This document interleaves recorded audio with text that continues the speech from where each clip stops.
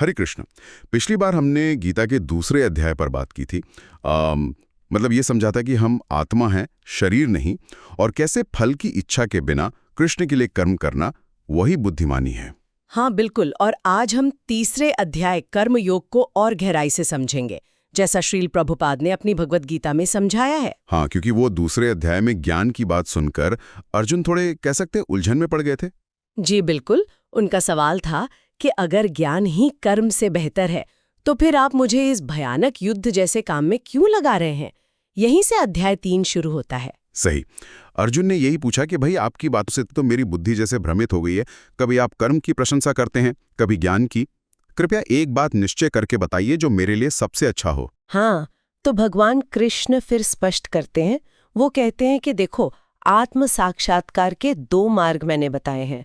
कुछ लोग ज्ञान मार्ग से कोशिश करते हैं, जो सांख्य योगी कहलाते हैं, और दूसरे हैं कर्म योगी, जो निष्काम भाव से कर्म करते हैं। अच्छा, तो 2 अलग रास्ते। हाँ, और भगवान ये भी साफ करते हैं कि सिर्फ कर्म न करने से या केवल बाहरी तौर पर संन्यास लेने से कोई सिद्धि नहीं पा लेता। असल में तो कर्म करना अनिवार्य है। ये बात बहुत महत्वपूर्ण है। कोई भी इंसान एक पल के लिए भी बिना कर्म किए रह ही नहीं सकता। हम सब प्रकृति के गुणों सत्व, रज, तम के वश में हैं, और ये गुण हमसे कर्म करवाते ही हैं, चाहे हम चाहें या ना चाहें। और यहीं पर ढोंग की बात आती है। वो इंसान मिथ्याचारी या ढोंगी है जो इंद्रियों को तो बाहर से रोक लेता है, पर मन ही मन विषयों का चिंतन करता रहता है, उनका मजा लेता है। बिल्कुल।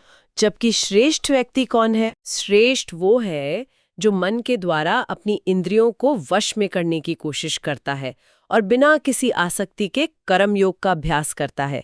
ये ज्यादा प्रैक्टिकल है।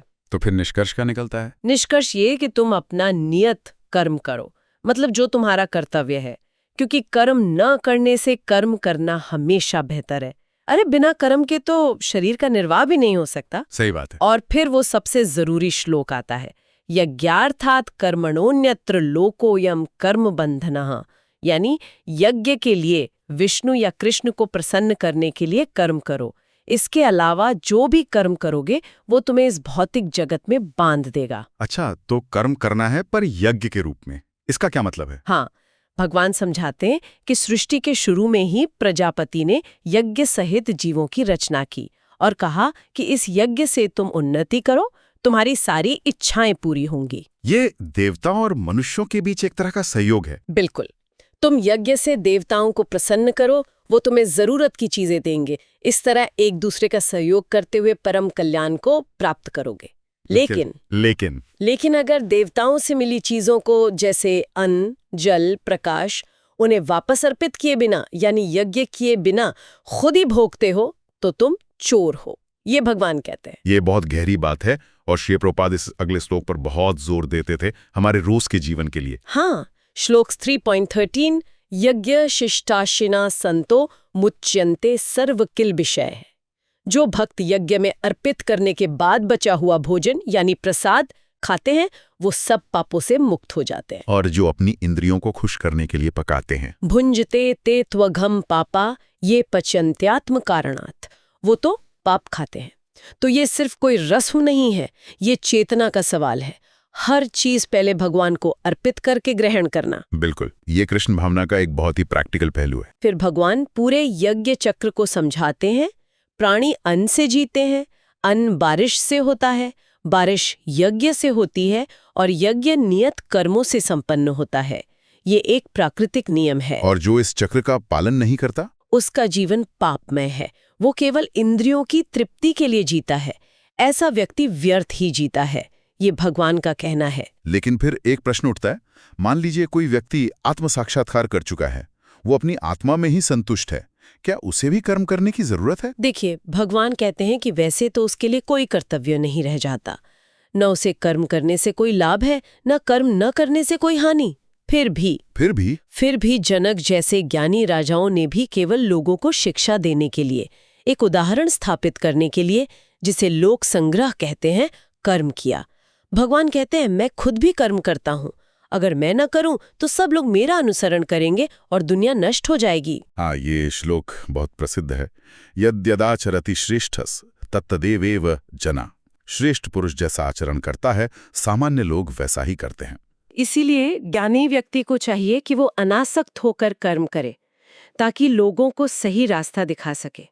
उसे ये नहीं करना चाहिए कि जो लोग अभी कर्मों में आसक्त हैं, उनकी बुद्धि में भ्रम पैदा करे या उन्हें कर्म करने से रोके, बल्कि खुद ठीक से कर्म करके उन्हें प्रेरित करे। ये समझना भी जरूरी है कि असल में सारे काम तो प्रकृति के गुणों द्वारा किए जाते हैं, पर अहंकार के कारण हाँ, अहंकार के कारण मूर्ख व्यक्ति सोचता है मैं करता हूँ, लेकिन जो तत्वज्ञानी है वो जानता है कि गुण ही गुणों में बरत रहे हैं और वो आसक्त नहीं होता। तो अर्जुन के लिए अब बिल्कुल स्पष्ट निर्देश क्या है? भगवान कहते हैं मयि सर्वाणि कर्माणि संन्यस्यात्मचेतसा, अपने सारे कर्म मुझ में अर्पित कर दो।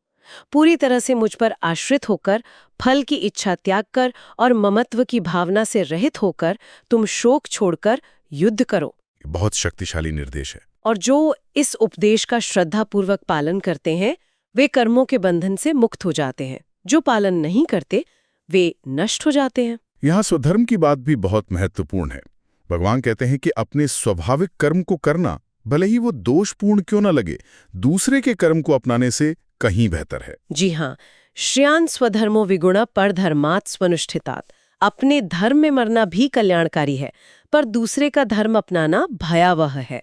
हमें अपने स्वभाव और स्थिति के अनुसार कर्म करना चाहिए। अब अध्याय के अंत में अर्जुन एक बहुत ही मार्मिक और व्यावहारिक प्रश्न पूछते हैं। हाँ, वो पूछते हैं कि हे कृष्ण, ऐसी कौन सी शक्ति है जो मनुष्य को ना चाहते हुए भी पाप कर्मों में लगा देती है? ऐसा लगता है जैसे कोई जबरदस्ती उससे पाप करवा रहा हो। ये हम सब अनुभव करते हैं कभी ना कभी। जी। तो इसका कारण क्या है? भगवान उत्तर देते हैं कामेषु क्रोधेषु रजोगुण समुद्भवा। ये काम है, यानी भौतिक इच्छा, वासना, ये रजोगुण से पैदा होती है और जब ये पूरी नहीं होती तो क्रोध में बदल जाती है।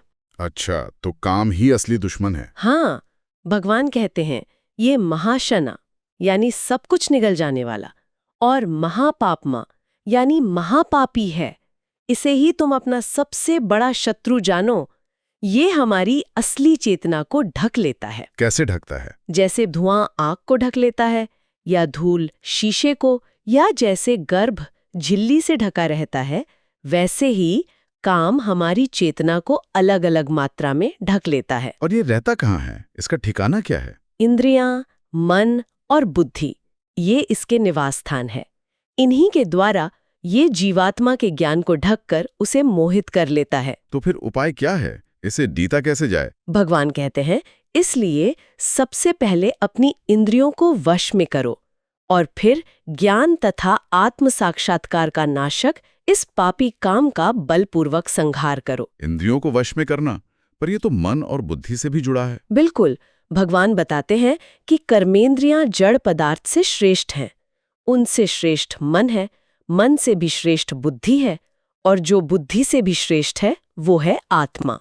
एवं बुद्धे परम बुद्ध्वा संस्तभ्यात्मनमात्मना। इस प्रकार आत्मा को बुद्धि से भी परे और श्रेष्ठ जानकर अपनी आध्यात्मिक बुद्धि के द्वारा मन को स्थिर करो और फिर हे महाबाहु अर्जुन, इस काम रूप दुर्जय शत्रु को जीतो। वाह! तो ये है कर्मयोग का पूरा विज्ञान। तो संक्षेप में कहें तो इस अध्याय का सार है कि हमें कर्म छोड़ना नहीं है, बल्कि कृष्ण के लिए यज्ञ की भावना से बिना फल की इच्छा के कर्म करना है। हाँ, और भोजन प्रसाद के रूप में ग्रहण करना, अपने नियत कर्तव्य यानी स्वधर्म का पालन करना। और ये समझना कि हमारी सबसे बड़ी बाधा काम यानी भौतिक इच्छा है, जिसे कृष्ण भावना में स्थित होकर आध्यात्मिक बुद्धि का प्रयोग करके ही जीता जा सकता है। तो जाते जाते हमारे श्रोताओं के लिए एक विचारणीय बिंदु ये हो सकता है कि अगर काम ही पाप का मूल कारण है, तो कर्मयोग का यानी हर कर्म कृष्ण को समर्पित करने का नियमित अभ्यास हमारे रोजमर्रा के जीवन में इस काम के प्रभाव को धीरे धीरे कितना और कैसे कम कर सकता है, इस पर सोचना चाहिए। बिल्कुल, ये अभ्यास का विषय है। अगली बार हम चौथे अध्याय पर चर्चा करेंगे, जहां भगवान ज्ञान की इस प्राचीन परंपरा और अपने अवतारों के दिव्य स्वभाव के बारे में और रहस्य खोलेंगे। तब तक के लिए हरे कृष्णा। हरे कृष्णा।